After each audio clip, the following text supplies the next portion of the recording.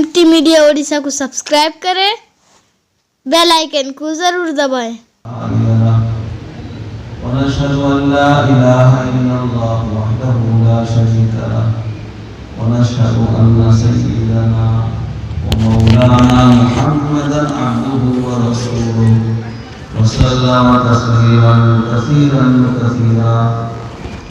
أما بعد فقد قال الله تعالى في القرآن المجيد: أعوذ بالله من الشيطان الرجيم، بسم الله الرحمن الرحيم.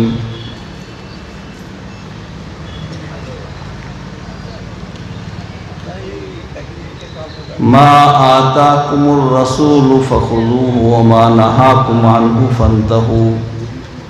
صدق الله العظيم. قال النبي صلى الله عليه وسلم: الدين يسر، أو كما قال عليه الصلاة والسلام. اللهم صل على سيدنا محمد وعلى آل سيدنا محمد وبارك وسلم. آپ حضرات بھی ایک مرتبہ درود شریف پڑھ لیجئے. میرے محترم بھائیوں اور معزز و موقر حضرات علماء کرام، آپ کا یہ گوپال پور کا جلسہ ہر سال منعقد ہوتا ہے، 2 یوم کا، 2 دن کا ہوا کرتا ہے. پچھلے سالوں میں ہمارے اس علاقے کی کیا پورے صوبے کے ہمارے جمعیت علماء کے صدر امیر شریعت حضرت مولانا جلال صاحب نور مرقدہ اس کے باغ ڈور سنبھالتے تھے، اور کئی دن پہلے سے آنا جانا لگا رہتا تھا ان کا. کبھی فون بھی کرتے رہتے تھے کہ گیا تھا، ایسا ہوا ویسا ہوا. تو بہت فکر بھی تھی ان کو اور لگن بھی تھا. آپ حضرات سے ربط ضبط بھی رہا، تعلق بھی رہا، اور یہ ہر سال ہوتا رہتا ہے. گوپال پور والے بڑے ذوق شوق سے اس کا انتظام کرتے ہیں. اس مرتبہ کرسی کا بھی انتظام کر دیا ماشاءاللہ. کرسی میں آرام سے بیٹھیں گے، تقریر چلے گی، مقررین کرام بڑے بڑے آئے ہوئے ہیں، آپ لوگ سنیں گے، بیٹھ کے اطمینان سے سنیے، اور اس نیت سے سنیے کہ دین کی بات جو ہم سنیں گے اس کو یاد رکھیں گے، خود بھی عمل کریں گے اور دوسروں تک پہنچائیں گے، اپنے گھر والوں تک پہنچائیں گے، رشتہ داروں تک پہنچائیں گے، اپنے دوست احباب تک پہنچائیں گے. اسی طرح یہ سلسلہ میرے بھائیوں دین پہنچانے کا اول سے آج تک چلا ہوا ہے. میرے آقا محمد مصطفیٰ صلی اللہ علیہ وسلم پر اللہ نے دین اتارا، اور آقا محمد مصطفیٰ صلی اللہ علیہ وسلم نے صحابہ کرام رضی اللہ عنہم کو تیار کیا، ان تک دین پہنچایا، عملی نمونہ بن کر دکھائے. ہر چیز اتنا صحابہ رضی اللہ عنہم سوالات کرتے تھے آقا سے، ہر بات پوچھ کر سیکھتے تھے، ہر بات. اب تو پوچھنے کا سلسلہ بھی ختم ہو گیا، اس لیے کہ ہم سمجھتے ہیں کہ ہم زیادہ جانتے ہیں، اس لیے پوچھنے کی نوبت نہیں آتی ہے. سب چیز پوچھتے تھے، یہ کیا ہے، اس کا جواب کیا ہے، اس کا سوال کیا ہے، ذکر کیا کروں. یہاں تک کہ عورتیں آ کر کے مسائل پوچھتی تھیں، سلسلہ تھا باقاعدہ. تو اللہ کے نبی محمد مصطفیٰ صلی اللہ علیہ وسلم نے محنت کیا اور صحابہ رضی اللہ عنہم تک دین کو پہنچایا، اور تیار کر کے اس جماعت کو آقا نے سند دے دیا ان کو کہ یہ جماعت ایسی جماعت ہے جس میں کا ہر ایک شخص مقتدا بننے کے قابل ہے. آقا نے سند دے دیا. آقا کی مثال چاند کی طرح ہے کہ یہ صحابہ کی جماعت ستاروں کی طرح ہے. جیسے آسمان میں ستارے پھیلے ہوئے ہیں، ہر ایک ستارے کچھ نہ کچھ کام ہے، کوئی بیکار نہیں ہے. ہم سمجھتے ہیں ہم کو اللہ نے بیکار پیدا کیا. اللہ کہتا ہے فَحَسِبْتُمْ أَنَّمَا خَلَقْنَاكُمْ عَبَثًا وَأَنَّكُمْ إِلَيْنَا لَا تُرْجَعُونَ. تمہیں گمان کرتے ہو ویسے اللہ پیدا کر دیا ہے. کماؤ کھاؤ پہنو زندگی گزارو اور ختم ہو جاؤ. اللہ کے پاس پھر تم کو لوٹنا نہیں ہے. اللہ کے دیے ہوئے مال کا حساب نہیں دینا ہے. اللہ کے دی ہوئی زندگی ہر حیات جو اللہ نے عطا کیا اس کا حساب نہیں دینا ہے. یہ سب میرے بھائیوں بے فکری ہماری یہ بتاتی ہے کہ ہمارے ذہن سے دل کے اندر سے بات نکل گئی ہے کہ ہمیں اللہ کے پاس ایک دن کھڑا ہونا ہے. کسی عالم بزرگ نے فرمایا کہ جنت تک پہنچنے کے لیے 2 قدم کی ضرورت ہے. کتنے قدم کی ضرورت ہے؟ 2 قدم. کیسے؟ اللہ نے خود قرآن پاک میں فرمایا. اللہ کہتے ہیں وَأَمَّا مَنْ خَافَ مَقَامَ رَبِّهِ وَنَهَى النَّفْسَ عَنِ الْهَوَىٰ فَإِنَّ الْجَنَّةَ هِيَ الْمَأْوَىٰ. کیا انداز ہے دیکھو اللہ تعالیٰ کا کہ جس کو فکر ہوگا اللہ کے سامنے کھڑا ہونے کا. جسے دنیا میں جس کو فکر ہوتا ہے بچے کو کہ میں پیسہ لے کر بازار آیا ہوں جا کے ابا جی کو حساب دینا پڑے گا. امی پوچھیں گی میں 10 روپے دی تھی کیا کیا لایا ہے حساب دینا ہے تو فکر کے ساتھ خرچ کرے گا. اللہ کے سامنے کھڑا ہونے کا فکر مند. ڈر کا معنی یہ نہیں کہ باغ کو دیکھ کے بھاگا سانپ کو دیکھ کے بھاگتا ہے. نہ فکر مند ہے اللہ کے سامنے مجھے کھڑا ہونا ہے. یہی فکر صحابہ رضی اللہ عنہم کو ایسا جب لگتا تھا تو عجیب کیفیت ہو جاتی تھی. حضرت ابوبکر صدیق رضی اللہ تعالیٰ عنہ افضل البشر بعد الانبیاء بالتحقیق. نبیوں کے بعد انسانوں میں سب سے اعلیٰ افضل ترین مقام اللہ نے عطا کیا.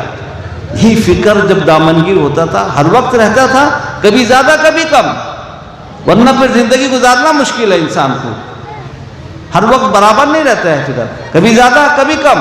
فکر کا جب غلبہ ہوتا تھا تو کانپ جاتے تھے روتے اور بلبلاتے تھے اور اللہ کے سامنے گزارش کرتے تھے کہ اللہ کاش کے میں درخت کا ایک پتا ہوتا جس کو بکری چبا کے کھا لیتی اور ختم ہو جاتا. نہ میں انسان بنتا نہ اللہ کے پاس مجھے حساب دینا پڑتا. یہ کون شخص کہہ رہے ہیں جس کے بارے میں میرے اور آپ کے آقا محمد مصطفیٰ صلی اللہ علیہ وسلم کا فرمان ہے کہ ابو بکر دنیا میں نے سب کے حقوق ادا کر دیے. جس کے میرے اوپر جو بھی حق تھے میں نے ادا کر دیا. ابو بکر کا جو میرے اوپر احسان ہے یہ حشر کے میدان میں اللہ سے دلاؤں گا.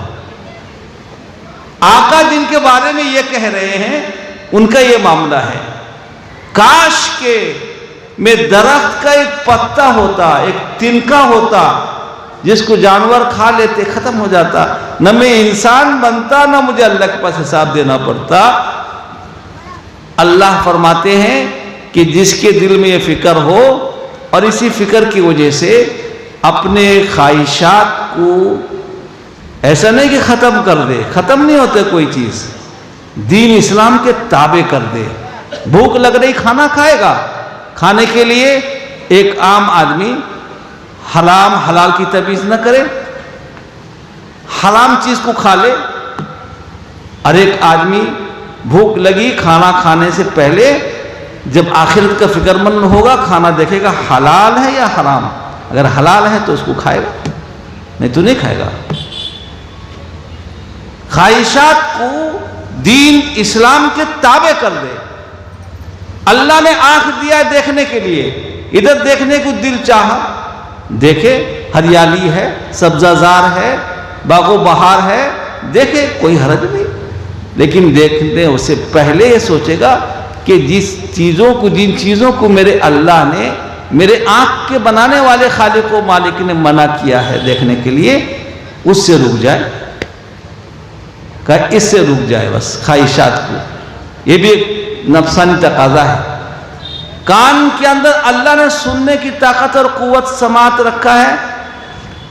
سننے کا کام لے گا، اس سے تھوڑی ہے کہ اس کو بند کر دے گا شیشہ پگھلا کے، نہ، سنے گا، اذان کی آواز سنے گا، قرآن پاک کی تلاوت سنے گا، کاروبار کی بات سنے گا، اچھی باتیں سنے گا، ماں باپ بات سنے گا، بیوی بچوں کی بات سنے گا، کوئی منع نہیں۔ گانے کی آواز جب آئے گی تو دل کے اندر فکر پیدا ہوگا کہ میرے اللہ نے کان اس لیے نہیں دیا ہے کہ میں اس میں گانے کی آواز سنوں۔ غیبت کا نمبر آ جائے تو سوچے گا میں غیبت تو بہت خطرناک چیز ہے۔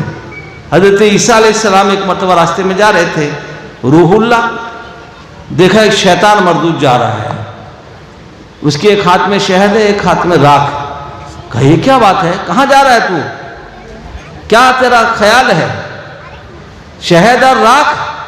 کہا کہ شہد لے کے جا رہا ہوں، غیبت کرنے والے کے ہونٹ میں مل دوں ایسی۔ بڑا مزہ آگا غیبت کرنے میں، اس کو بڑا مزہ آگا۔ کوئی کہے گا نہیں یہ سب دوسرے کی بات کیوں کرتے ہو، اسی وہ کرتے میں کون کو تیری نماز روزہ، تیرا حج زکوٰۃ، اس کی نیکیاں سب اس کے نامہ اعمال میں جائیں گے، حقوق العباد میں سے ہے۔ جب تک تو اس کی معاف یہ نہیں کرے گا، اللہ بھی تجھے معاف نہیں کریں گے۔ شہد منہ میں لگا دیتا ہوں، مزیدار بنا دیتا ہوں، اس کو مزہ آتا ہے کہ بولنے سے کے لیے اللہ نے زبان دیا، اس کو سمجھ استعمال کرنے سے پہلے سوچے تو یہ ہے فکر مند بن کر اللہ کی دی ہوئی نعمتوں کو استعمال کرنا۔ جو شخص یہ کرے گا، نفسانی خواہشات سے اپنے آپ کو روکے گا، وَنَهَى النَّفْسَ عَنِ الْهَوَىٰ فَإِنَّ الْجَنَّةَ هِيَ الْمَأْوَىٰ، جنت اس کا ٹھکانہ ہے، جنت میں پہنچ جائے گا۔ پھر جنت میں جن چیز کو چاہے دیکھے، جو چیز چاہے کھائے، جو آواز چاہے سنے، وہاں اور کوئی پابندی نہیں۔ پابندی اس دنیا میں ہے، وہاں ہر چیز اس کے خواہش کے مطابق۔ اللہ خود قرآن پاک میں فرماتے ہیں جو چیز ایک انسان کا جی چاہتا ہے وہ سب چیزیں جنتیوں کے لیے جنت میں اللہ نے بنایا ہے۔ اسی لیے قرآن پاک میں اللہ نے فرمایا مَا آتَاكُمُ الرَّسُولُ فَخُذُوهُ وَمَا نَهَاكُمْ عَنْهُ فَانْتَهُوا، جو اللہ نے اپنے نبی کو دیا، وہ نبی اللہ کے آخری پیغمبر محمد مصطفیٰ صلی اللہ علیہ وسلم نے صحابہ رضی اللہ عنہم تک پہنچایا، اور وہ سلسلہ آج تک پہنچانے کا جاری ہے۔ علماء کرام کے زبانی جو ہم سنتے ہیں وہی باتیں سنتے ہیں، وہی باتیں ہم سنیں گے، یاد کریں گے، دوسروں تک پہنچائیں گے، تو پھر اور بات آگے چلے گی۔ تو میرے بھائیوں، جس چیز سے روکا اس سے رک جاؤ، جس چیز کو کرنے کے لیے کہا وہ کرو۔ اگر یہ نہیں کیا بہت خطرناک بات ہے۔ آقا محمد مصطفیٰ صلی اللہ علیہ وسلم کا فرمان ہے کہ اگر امر بالمعروف نہیں عن المنکر کرنا، میرے امت کے افراد ترک کر دیں، چھوڑ دیں، خطرہ ہے سرخ آندھیوں کے اترنے کا، خطرہ ہے زمین کے پھٹ اور دھس جانے کا، خطرہ ہے چہروں کے مسخ ہو جانے کا، یعنی یہ عذاب اللہ کے طرف سے اتر سکتا ہے۔ آج غور کر لو کس شکل کی عذاب آ رہا ہے، لوگ پریشان ہیں۔ اللہ ہم سب کو سمجھ بوجھ عطا فرمائے۔